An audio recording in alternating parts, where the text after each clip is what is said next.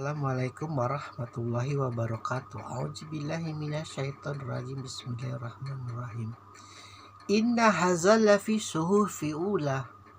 Sesungguhnya ini terdapat dalam kitab-kitab yang dahulu. Jadi ucapan Rasulullah itu bukan ucapan orang ngigo, bukan ucapan orang sakau, bukan ucapan orang kesurupan apalagi. Karena ketika Khadijah pertama kali melihat Rasulullah mendapat wahyu, di dalam akal Khadijah Rasulullah dimasuki jin. Makanya Khadijah bermufakat, bermusyawarah dengan kakaknya. Suamiku mendapat surat seperti ini. Dan kakaknya mengatakan, ini kalimat yang sangat indah. Karena kakaknya adalah seorang Kristen Nasrani. Ini kita pakai hadis Sunni ya. Di hadisnya nggak ada yang kayak gini. Karena sesuai dengan keindahan di dalam Alkitab. Lagi pula suamimu itu orang yang sangat menghormati tamu dan gemar memberi makan orang miskin dan mencintai anak yatim. Mustahillah kesurupan, sudah biarkan saja. Dan ditambah lagi perangai dengan kejujuran, dengan kebaikan Rasulullah dalam sehari-hari, yang membuat Khadijah bukannya makin menjauh, makin mencintai Rasulullah.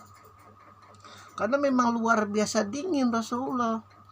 Di dalam sirah Sunni maupun Syiah dikatakan sangat dingin, seperti dalam freezer.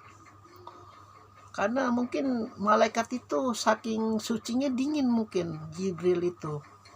Kan Jibril yang menyampaikan wahyu. Karena memang secara sains juga kita kalau semakin ke atas itu titik beku kita semakin dingin.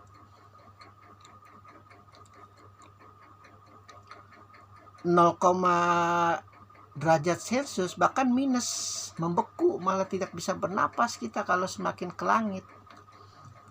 Secara sains mungkin Jibril kan dia malaikat yang turun dari langit, jadi dingin. Rasulullah kedinginan luar biasa dingin, menggigil. Sesungguhnya apa yang dikatakan oleh utusanku itu Muhammad enggak jauh beda dengan kitab-kitab kalian. Wahai penyembah berhala, ini kan yang paling ngeyel kan penyembah berhala nih, backingannya Abu Sufyan. Karena dia itu yang mengelola itu mafia di Ka'bah itu. Jadi kalau kafir Nasrani, kafir Yahudi, kafir Majusi kalau mau menyebarkan agama itu harus lewat dia. Pintunya dia, gerbangnya dia. Jadi dia itu sebagai presiden secara tidak langsung. Makanya jangan heran kalau banyak mafia sekarang. Ini zaman dulu mafia sudah ada. Meskipun jahilnya, bodohnya luar biasa, dunia mafia udah zaman Ricky Flick. Dari sejak zaman Nabi Hud. Bagaimana itu pelacur yang sangat mendengki kepada Hud atau Saleh ya? Saleh kalau tidak salah. Zaman dunia mafia, bisnis pelacuran, perjudian. Jadi jangan kaget. Dan sekarang luar biasa logika Lanatullah itu, dunia mafia itu dunia yang keren. Al Pacino, The Godfather, keren. Jadi semakin jahat semakin keren. Semakin ngebunuh orang sembarangan semakin keren. Itu film-film luar biasa. Maka kalau kita melihat film-film itu harus banyak istighfar. Anggap saja kita sedang entertainment. Jangan sampai masuk ke dalam hati. Itu di dalam akal sadar itu iblis coba membisiki. Keren kan dunia mafia, keren kan. Akhirnya kita terjebak. Bangga sebagai preman, bangga. Berdiri di tengah jalan petatang petenteng, bangga. Ketawa-ketawa ke orang bego, bangga. Ada ustadz lewat, ada anak ustadz lewat, ada orang yang pakai peci, diketawain. Itu makanya Imam Ali mengatakan bodoh itu haram.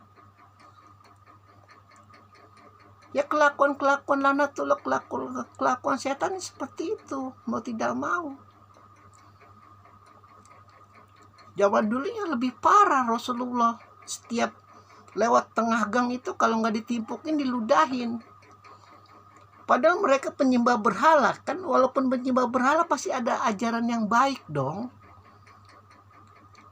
Kita kehidup nih di Bali, kan secara logika kan nggak nyampe tuh kita. Ada sih orang nyembah pohon, ngapain coba? Pohon kok disembah-sembah sampai disucikan seperti itu. Tapi lihat, ada ajaran kebaikannya nggak di sana? Ngomongnya sembarangan nggak mereka? Meskipun mereka mabok dengan arak Bali, mereka menghormati tamu-tamunya enggak.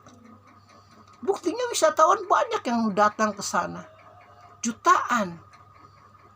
Menghasilkan devisa buat negara. Karena ajaran agama yang mengajarkan meskipun mereka menyembah pohon. Coba kalau wisatawan pergi ke Jakarta yang mayoritasnya Islam, ke Tanah Abang, luar biasa takut, keringet dingin mungkin, karena merasa tidak aman melihat celana cingkrang, melihat jenggot. Kasihan. Apa yang seharusnya ada di dalam akal batin umat Islam itu, bahwa Muslim itu cinta damai, cinta kasih, saling menghormati. Meskipun engkau penyembah bulu babi sekalipun, selama engkau tidak berniat menyakitiku, engkau adalah saudaraku. Kita sama-sama anak keturunan Adam. Jangan tolol jadi orang. Jangan dengerin imam-imam yang teriak Allahu Akbar nggak jelas. Permainan politik. Tololnya luar biasa. Masa kalah sama penyembah pohon, penyembah batu malah? Aneh. Itu luar biasa lanatullah emang. Udah gitu dia nggak sholat, dia nggak ngaji, dia nggak puasa, main judi slot, main minum minuman keras. Udah ngerasa surga itu udah pasti miliknya. Surga itu kalau nggak ada dia tuh bukan surga. Sementara yang kafir itu takutnya kepada Tuhannya itu luar biasa. Apalagi dia hidup di dunia minoritas. Merengket aja, takut.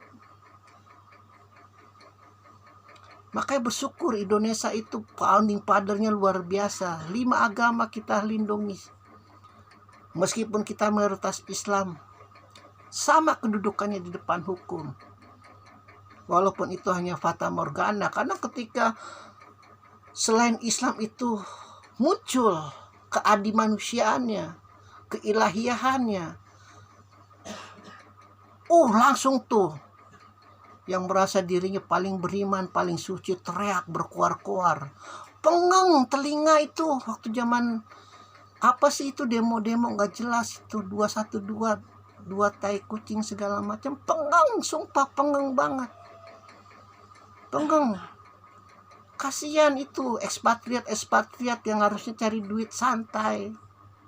Kalau memang Anda merasa tanah Anda digusur, tanah Anda dipergunakan secara tidak layak lewat apa itu? Pembukaan lahan di jalur utara. Ngomong baik-baik lewat DPRD, tapi ternyata enggak kan? Di bawah Anies pun masih terus berjalan. Pada intinya memang karena ingin dapat bagian. Pada intinya emang ingin dapat bagian. Karena luar biasa dunia mafia itu. Luar biasa dunia mafia di bawah tanah itu. Jangan heran.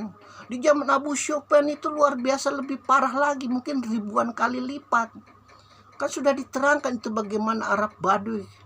Luar biasa jorok, luar biasa kotor. Dengan Islam akhirnya tahu itu mandi. Tahu itu bersih. Tahu itu kalau ngebunuh itu tidak boleh. Di zaman dulu kalau orang lagi kesasar minum sumur, dan sumur itu bukan punya dia, ketahuan dipenggal palanya. Dipenggal, peduli setan dia anak siapa, dipenggal karena bukan hak dia sumur itu. Bukan kaum dia. Alhamdulillahirabbil alamin.